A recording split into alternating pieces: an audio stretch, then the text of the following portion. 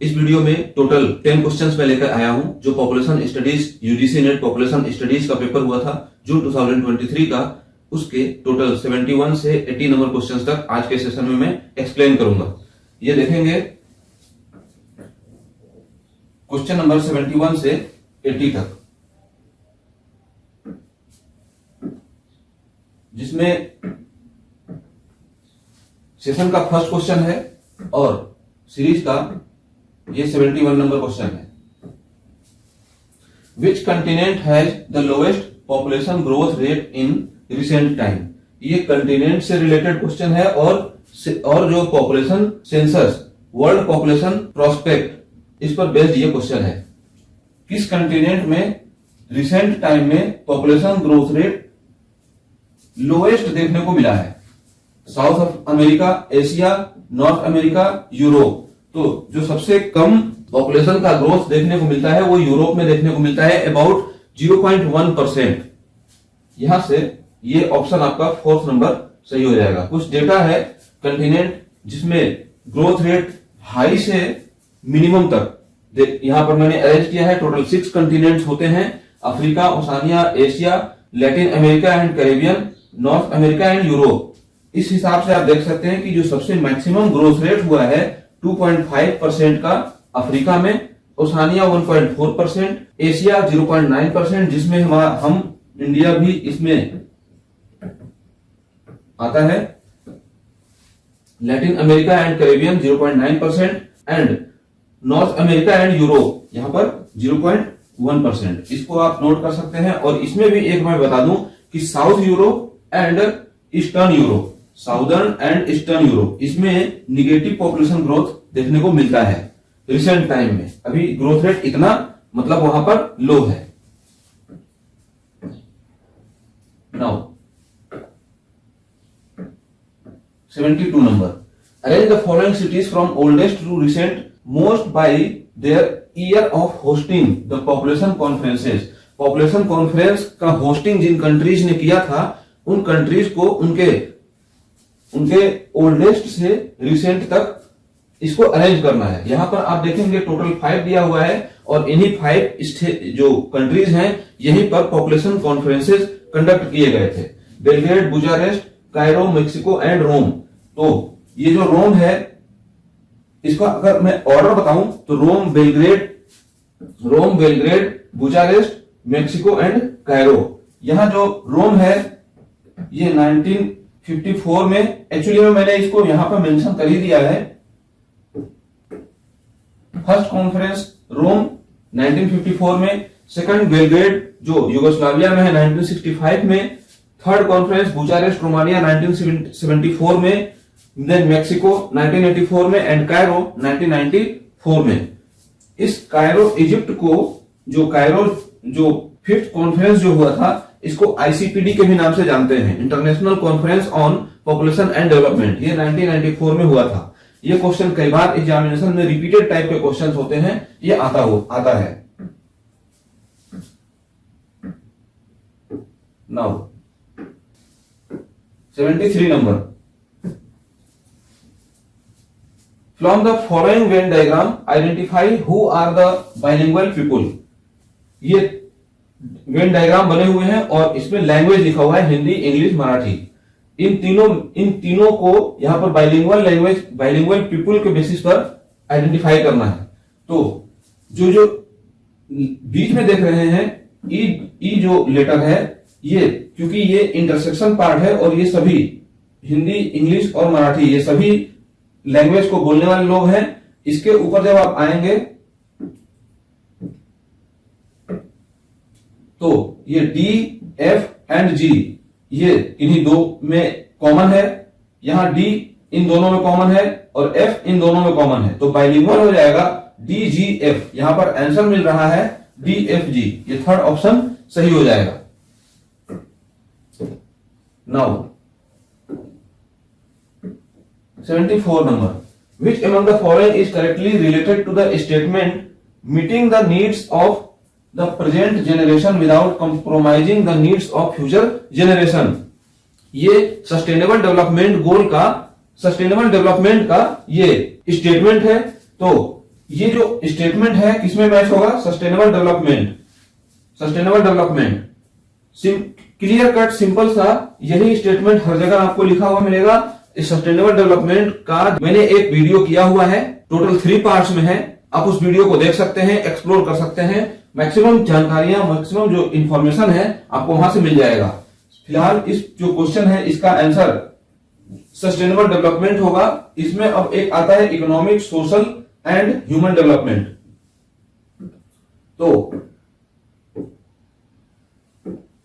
Economic development सबको अलग अलग, आप ऐसे जब आप देखेंगे तो आपको ये समझ में आ जाएगा कि इकोनॉमिक डेवलपमेंट से रिलेटेड क्या होना चाहिए, सोशल डेवलपमेंट क्या होना चाहिए और ह्यूमन डेवलपमेंट क्या होना चाहिए। इकोनॉमिक डेवलपमेंट का मतलब कि किसी भी कंट्री का वेल्थ से रिलेटेड वहां का इकोनॉमिक डेवलपमेंट हो। Growth of A countries wealth and standard of living measured by income per capita, literacy rate, life expectancy, crime statistics, environment equality and और उसके अलावा और भी जो कि इकोनॉमिक डेवलपमेंट में रोल प्ले करते हैं। तो ये हो जाएगा इकोनॉमिक डेवलपमेंट। सोशल डेवलपमेंट का मतलब कि जो हमारा स्किल हो, सोशल स्किल हो, ये सोशल डेवलपमेंट।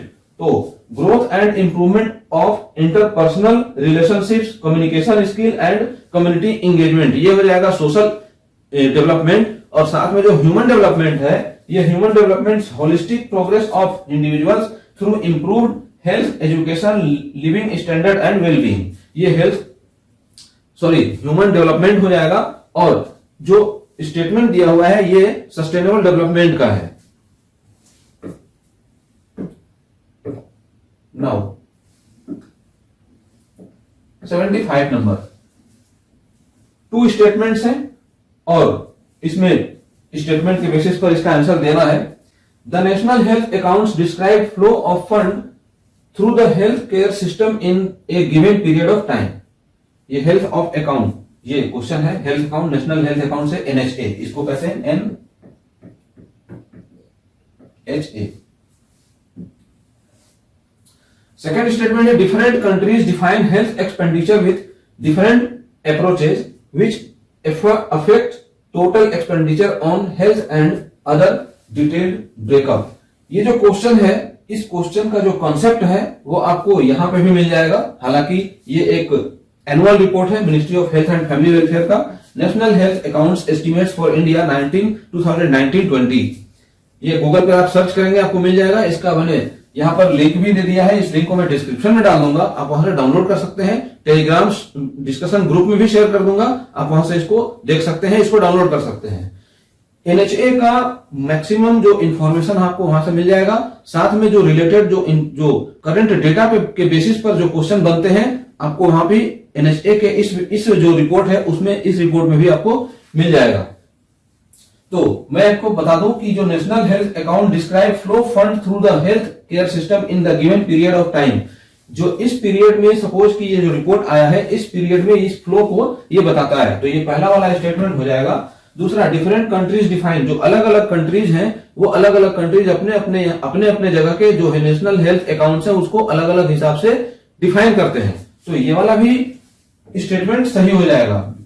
और वो अप्रोच करते हैं effect total expenditure on health and other detailed breakups. तो अगर सपोज कि आपने ये क्वेश्चन नहीं भी पढ़ा है तो पब्लिक हेल्थ से रिलेटेड जो आप उसमें एग्जामिनेशन में प्रेजेंस ऑफ माइंड का यूज करेंगे तो ये जो निकल के आएगा इसका स्टेटमेंट, तो ये पता चलेगा कि ये वाला भी होना चाहिए और ये भी होना चाहिए। आंसर आपका फर्स्ट नंबर सही हो जाएगा। अब जो नेशनल हेल्थ अकाउंट क्या होता है, it is a tool to describe health expenditures and the flow of fund in both government and private sector in the country. यहाँ पर फ्लो ऑफ फंड की भी बात की गई है, इसलिए ये वाला जो मेन जो डेफिनेशन है, इस डेफिनेशन से ही ये दोनों स्टेटमेंट निकल के आते हैं, स्टेटमेंट 1 एंड 2। तो यहां से आप समझ सकते हैं, अगर आपने सपोज कि हम जो प्रिपरेशन करते हैं, जो स्टूडेंट प्रिपरेशन करते हैं, तो उसमें क्या होता है कि बहुत सारे ऐसे पॉइंट्स हैं जो कि करंट से रिलेटेड होते हैं या फिर जो अलग जानकारियां होती हैं जो स्टूडेंट वहां तक अप्रोच नहीं कर पाते हैं, तो अपने प्रेजेंस ऑफ माइंड का यूज करके एग्जामिनेशन हॉल में इस टाइप के क्वेश्चंस को सॉल्व कर सकते हैं। तो ये है now 76 number, which among the following is not an air pollutant. Air pollutant के बारे में क्वेश्चन पूछा गया है और टोटल 6 टाइप के एयर पोल्यूटेंट होते हैं। तो 6 में कौन कौन से होते हैं? Carbon dioxide, methane and sulphur dioxide. ये 3 तो ये हो गए। आपको कहीं कहीं इस जगह पर कार्बन मोनोऑक्साइड भी लिखा हुआ मिलेगा। तो कार्बन मोनोऑक्साइड, ये मतलब इन दोनों को हम एक ही मान लेते हैं, कार्बन मोनोऑक्साइड या कार्बन डाइऑक्साइड। तो ये हो जाएगा मीथेन एंड सल्फर डाइऑक्साइड। ये 3 तो ये हो गए। यहां पर 1, 2 और सल्फर डाइऑक्साइड, ये 3 हो गए। बाकी ये 3 ये बचते हैं, nitrogen oxide, NO2, ozone and particulate matter, ये PM10 एंड PM2.5। अगर आपने प्रीवियस ईयर के क्वेश्चंस देखे होंगे 2019-20 समथिंग, तो उसमें आपको PM10 और PM2.1 यहां से भी क्वेश्चन आया हुआ है और ये पर्टिकुलेट मैटर होता है। तो टोटल 6 टाइप के जो एयर पोल्यूटेंट होते हैं और उसमें से 3 तो ऊपर दिए हुए हैं और एक जो आर्सेनिक है ये आपका इसमें आंसर नहीं होगा। This is like poisoning.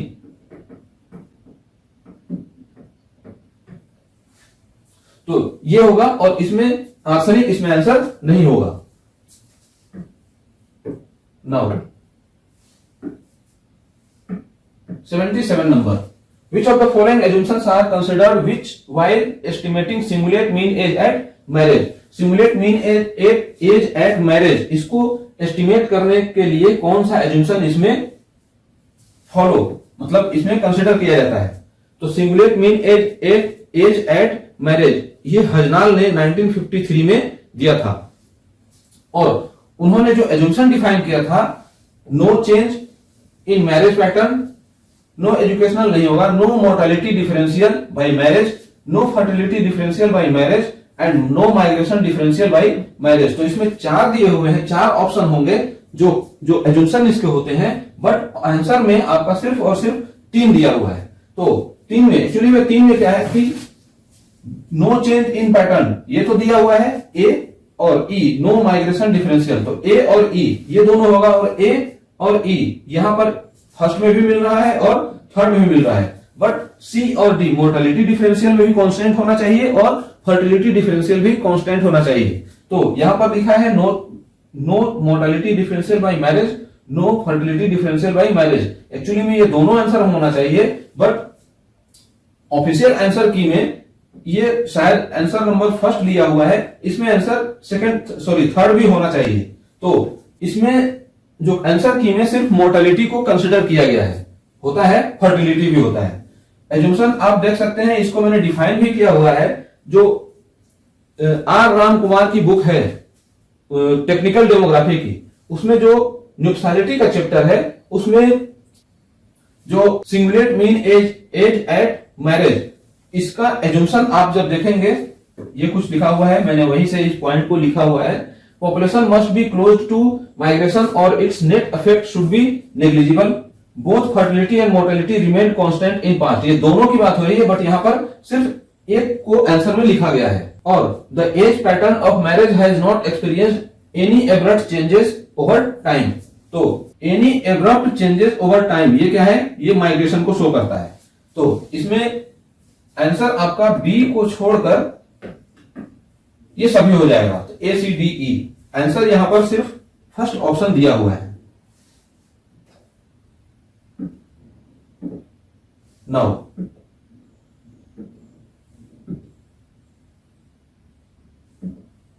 78 number, list 1 से लिस्ट 2 को मैच करना है। Reduce child mortality, improve maternal health, combat HIV AIDS and other STDs, ensure environmental sustainability.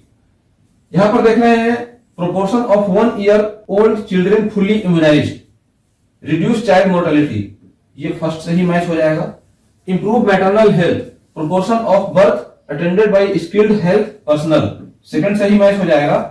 Combat HIV AIDS and STDs, contraceptive prevalence rate ये हो जाएगा। और ensure environmental sustainability, proportion of land area covered by forest. ये तो answer 1 2 3 4 हो जाएगा। इसमें answer second number option सही हो जाएगा।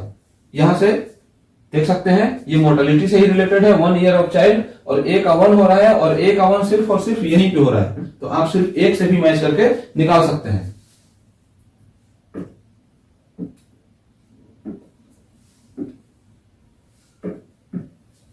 79 number, arrange the following states in descending order in terms of their female literacy rate according to 2011। अब ये जो क्वेश्चन दिया हुआ है इसमें राजस्थान, उत्तर प्रदेश, मिजोरम, केरला एंड उड़ीसा, इसके फीमेल लिटरेसी के डिसेंडिंग ऑर्डर में इसको अरेंज करना है। कुछ इस तरीके से जो स्टेट के नाम दिए हुए हैं कि कोई भी ऑर्डर इसमें नहीं बन रहा है, लेकिन इतना आपको मालूम होना चाहिए कि जो सबसे मैक्सिमम लिटरेसी रेट है वो केरला की है। आपको लिटरेसी कितना है ये मालूम हो या ना हो, केरला की लिटरेसी रेट मैक्सिमम है, फीमेल में भी है, मेल में भी, और अगर टोटल देखें तो टोटल में भी है। तो यहाँ केरला सबसे ऊपर आएगा, डी। अब यहाँ पर डी सबसे पहले आ रहा है, फर्स्ट नंबर ऑप्शन सही हो जाएगा। डी के बाद क्या आ जाएगा, मिजोरम एंड उसके बाद क्या है, E Orissa, then B Uttar Pradesh and Rajasthan. ये हो जाएगा आंसर आपका फर्स्ट नंबर सही। तो इसमें आपने मैक्सिमम जो जिन लोगों ने इस एग्जाम को दिया होगा मैक्सिमम इस क्वेश्चन को सही किए होंगे, क्योंकि यहीं से ये पकड़ में आ जा रहा है कि ये डी जो है सबसे ऊपर है। अब इंडिया की टोटल जो लिटरेसी रेट की बात करें तो टोटल लिटरेसी रेट 73% है। मेल का जो लिटरेसी रेट है 80.9 है। ये फिगर आपको याद आना चाहिए।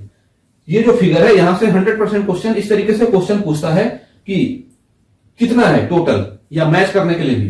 तो मेल का 80.9 है, फीमेल का 64.6 है एंड इसका जो लिटरेसी गैप है वो 16.3 है। तो दोनों का माइनस, इन दोनों को आप डिफरेंस निकालेंगे, ये 16.3 आएगा। तो जो जेंडर गैप है या लिटरेसी गैप है ये 16.3 है। नाउ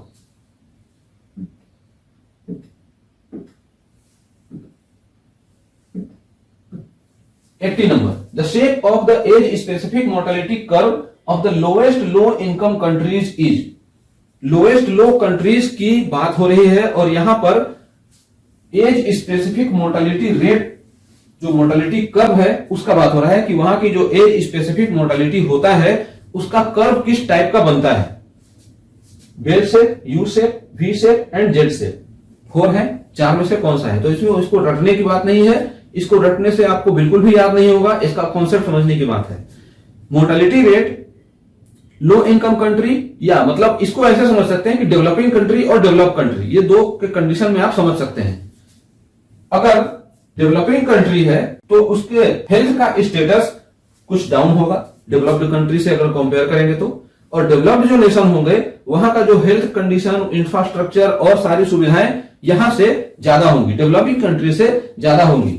तो क्या होगा कि ये अगर एक कोई ग्राफ है, यहां पर ये 0 है और ये x है, सॉरी यहां पर सपोज कि ये लाइफ टेबल में हम 100 ईयर तक लेते हैं तो ये 100 है, और सॉरी ये 100 नहीं कर सकते इसको, ये 0 है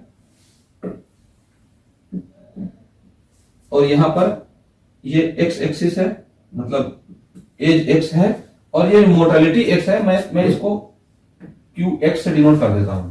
तो ये x है और ये QX है, एज स्पेसिफिक मोर्टालिटी का ये एक y एक्सिस इसको शो करता है। यहां पर डिफरेंट एजेस हैं। सपोज डेवलपिंग कंट्रीज की अगर हम बात करें तो डेवलपिंग कंट्रीज में स्टार्टिंग के जो मतलब ऐसे रिस्क तो किसी भी कंट्री में जो स्टार्टिंग के जो 5 इयर्स तक के जो रिस्क होते हैं वो मैक्सिमम होता है मोर्टालिटी के लिए, लेकिन डेवलपिंग कंट्री में इस वाले एज ग्रुप में वो 0 से 1 तक में मोर्टालिटी मैक्सिमम होती है। तो जब मैक्सिमम होगी तो इसकी हाई प्रोबेबिलिटी होगी। सपोज कि यहां पर स्टार्ट हुआ, जैसे जैसे एज बढ़ेगी, जैसे जैसे एज बढ़ता जाएगा वैसे वैसे मोर्टालिटी धीरे धीरे कम होती जाएगी। हाई मोर्टालिटी से स्टार्ट होगा और धीरे धीरे कम होता जाएगा। तो जैसे जैसे यहाँ एज बढ़ता जाएगा वैसे वैसे ये मोर्टालिटी का जो रेट है, ये जो रेट है, ये रेट कम होता जाएगा, कम हो जाएगा, ऐसे ऐसे कम होता जाएगा। फिर एक स्थिति ऐसी आएगी कि ये लगभग स्टेबल हो जाएगा, मतलब इस वाले एज ग्रुप में मोर्टालिटी नहीं होगी, होगी कम होगी, किसी अलग जो नेचुरल मोर्टालिटी नहीं होगी, ऐसे कह सकते हैं। तो ये होगा।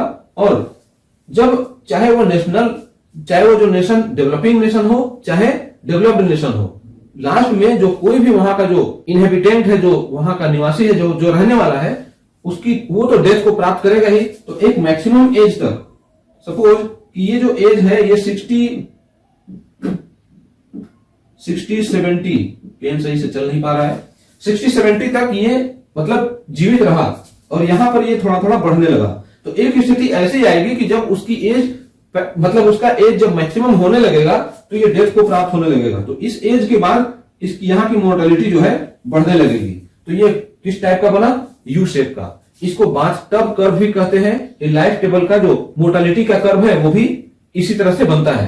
तो लो इनकम कंट्रीज में ये यू शेप का बनेगा। और सपोज कि ये जो डेवलप्ड नेशन होता, तो डेवलप्ड नेशन में इस वाले रिस्क में चूंकि इस वाले ग्रुप में जो मोर्टेलिटी का रिस्क है वो हाई होता है, तो डेवलपिंग नेशन में ये यहां मतलब हाई रिस्क से स्टार्ट होगा।